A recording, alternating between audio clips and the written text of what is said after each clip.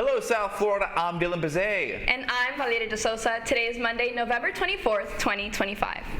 Live from the Lee Caplin School of Journalism and Media in North Miami, this is Caplin News.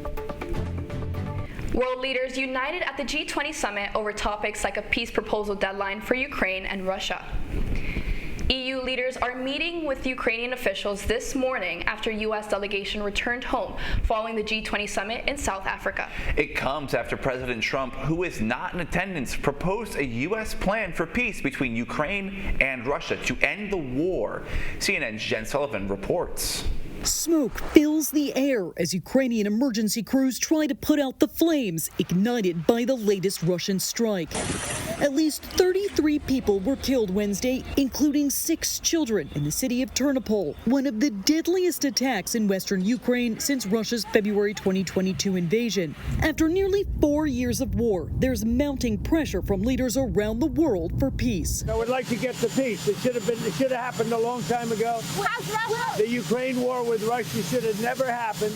The Trump administration has put together a 28-point peace plan. According to the draft, they've given Ukraine until Thursday to accept the proposal, which includes provisions like Ukraine having to give up territory that Russia illegally annexed, giving up ambitions to join NATO, and at least some Russian sanctions to be lifted. The plan is widely seen as favoring Russia's demands. We're talking about serious international crime, the crime of aggression. We have the perpetrator and we have the victim, and the victim should not be punished.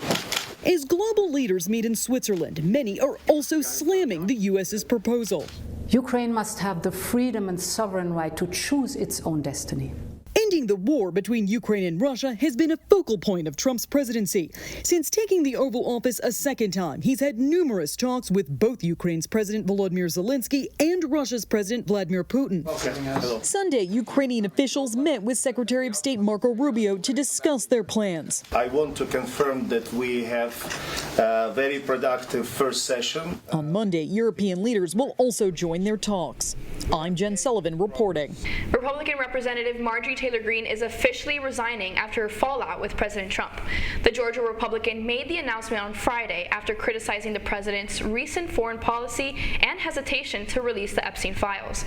The once staunch supporter of the president explained why she made the decision to leave.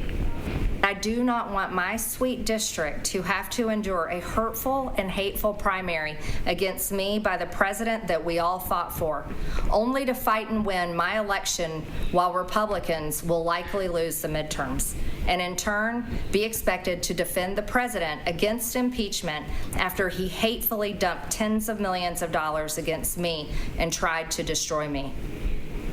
The president says he has rescinded his support of Greene and would support another Republican challenger to take her congressional seat. Greene says her last day in the House will be this upcoming January 5th.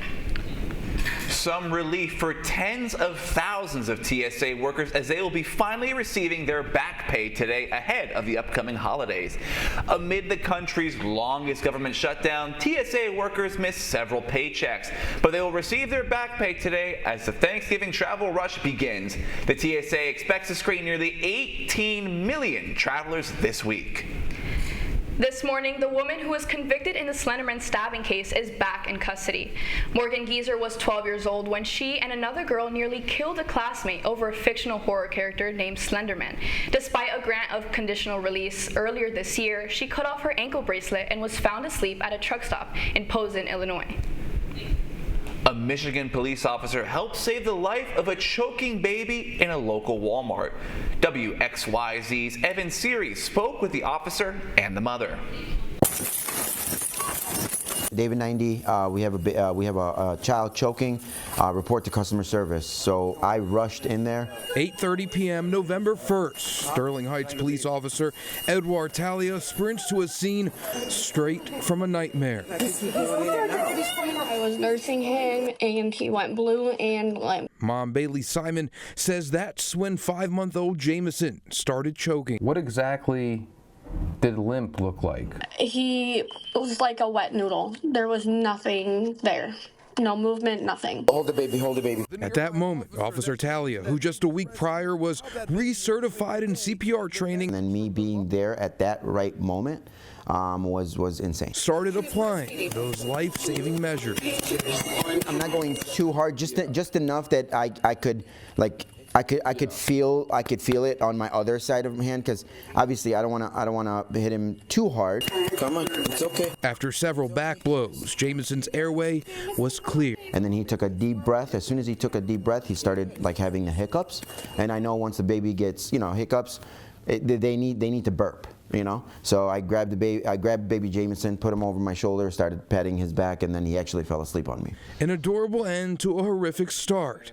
Mom grateful for the bystanders who were there to comfort her, and Officer Talia, who was there to give her boy another day. I'm not necessarily sure I would still have my son. We pride ourselves on serving and protecting, but that day, especially, that was full on protection mode. In Sterling Heights, I just wanted to make sure that baby Jamison went home alive.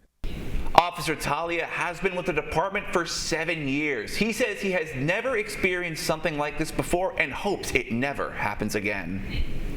Thousands of people gathered for the annual Miami Book Fair that ended yesterday. Caplin's Patricia Varas has more from this year's event. We are here at the Miami Book Fair, where readers, authors, and the community come together to celebrate literature, culture, and storytelling. Held at Miami-Dade College, this book fair welcomes thousands of visitors each year, from authors signing their latest publications to book sales and workshops. This fair gives readers a chance to discover their next story. I came to look at options. I like novels about everyday life. In fact, I came across a Cuban-American author whose book I bought and am reading now, since I like biographies and historical novels. I think there's a wide variety of all of these. For many visitors, the mission behind this event is simple: to inspire a love of reading and make literature accessible to everyone, especially in today's digital world. It's really important for people of all ages. I think we're in a time and age where a lot of us are on social media, on the internet, that kind of thing, but we're really not reading as much as we are anymore. So I think it's really important for history, because there are a lot of places here, like a lot of the historical societies and also the universities that are here are promoting the history of Miami. I think a lot of people are losing that knowledge as a society, as a collective memory, and that for me was really important to come here and visit those tables. Celebrating the love of reading, this book fair highlights how the literature connects the community. From downtown Miami, I'm Patricia Varas for Caplin News. Mickey Mouse and friends help spread some holiday cheer. That's still ahead, and so is this story. I'm blessed to be a part of this celebration. A new FIU series highlights their alumni's achievements after graduation. Newsbreak will be back in just 2 minutes.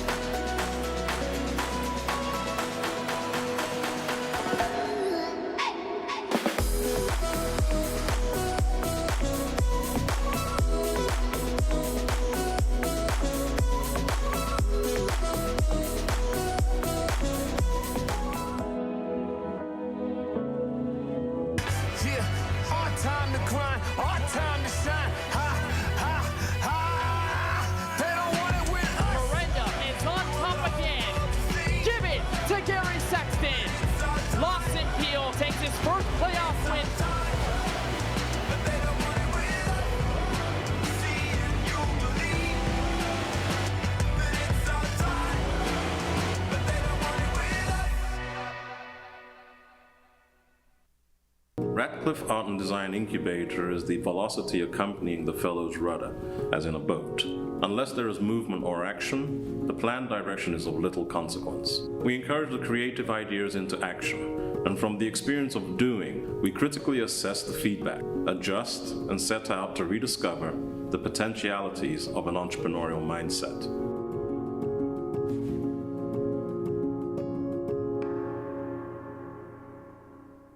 Stan, precise, no margin for error. Dare to forget that. Dare to have fun with it. Get weird with it. Dare to send those old STEM theories flying past the neighbor's house into outer space.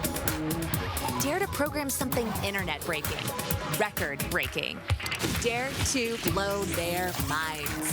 Dare to learn the difference between sedimentary and metamorphic rock. Go find those rocks. Dare to keep daring. Dare to STEM. Check out She Can STEM to get started.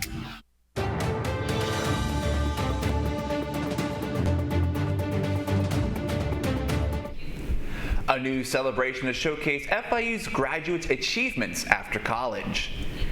FIU debuted its new Panther Portrait series last Friday, where they honored alumni's lives after graduation. The university hosted an exclusive commemoration in the Graham Center for one of its very own alumna, Anna Christina Cash, recognizing her musical journey and achievements. Cash has been performing since childhood, from Sábado Gigante at Univision to becoming the first Hispanic performer to sing the national anthem. Now she returns to FIU as a first honoree in the new Panther Portrait series. It's important because it's a testament to the hard work, the faculty, and everything that prepared a graduate from the university. So events like these are really celebratory, but they're also inspirational. This honorable event was only open to the closest people in Cash's life, including past professors, childhood friends, her family, and her husband, John Carter Cash. I'm blessed to be here. I'm blessed to be a part of this celebration, and that her photograph's going to go up here and be here for generations to come. It's a wonderful thing. Emotions ran high throughout the event as all the attendees and Anna Christina Cash herself reflected on the achievements made in her musical journey and the new one she made tonight. Definitely. There's a lot of imposter syndrome, you know what I mean? But at the same time, it's an honor. I am grateful. I'm full of gratitude. Thank you, FIU. Thank you, everyone who was involved in this. And, it really is an honor, for sure. Her portrait will now live on campus, honoring her journey and the legacy she will continue to build. Over 1 million people have started to feel the holiday magic this morning after Mickey and Minnie Mouse held their annual Holiday Lights Parade. The parade was held in Chicago in front of an electric crowd. Iconic characters lined the parade from Goofy to Elsa. Even Santa Claus made an appearance ahead of his busy schedule. I always grew up going to Disney, so this is something special to me seeing it here. As with most things Disney, the event capped off with a huge fireworks display that could be seen for miles. You're watching Newsbreak, and we are coming right back.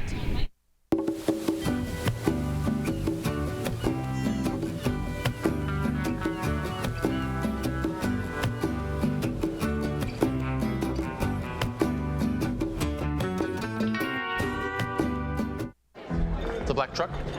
Hey, Christina from accounting. Yeah, hi. Hey, I used to date a girl named Christina. Oh, really? Yeah, and then she dumped me for my best friend. You want to see some photos of them that I took? I don't. I thought we talked about this, buddy. Buzz and overshared again? Yeah. Yeah. I'm gonna call a car. That's a smart idea. So yeah, I know, that's why I did it. Hey, you're gonna get back to the top of the mountain. Does that mean I'm gonna get back with Christina? No. Oh. No.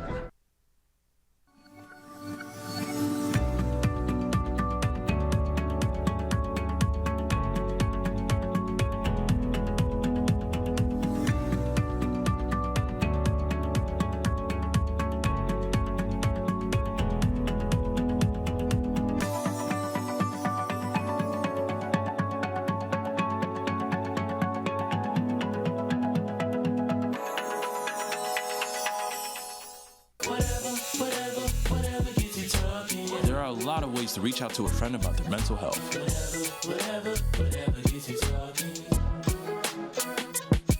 Learn how you can help at seizetheawkward.org. Bill is a family man. He invests his money wisely and provides a good life for his children. Just one problem. He often opens emails from senders he doesn't know, and his computer is not password protected. One day, Bill checked his bank account and 94% of malware attacks originate from emails. Don't be like Bill. Take your cybersecurity seriously. That's That's all the time we have for Newsbreak. I'm Valeria De Sosa. And I'm Dylan Pizet, and you can get more news anytime at caplinnews.fiu.edu.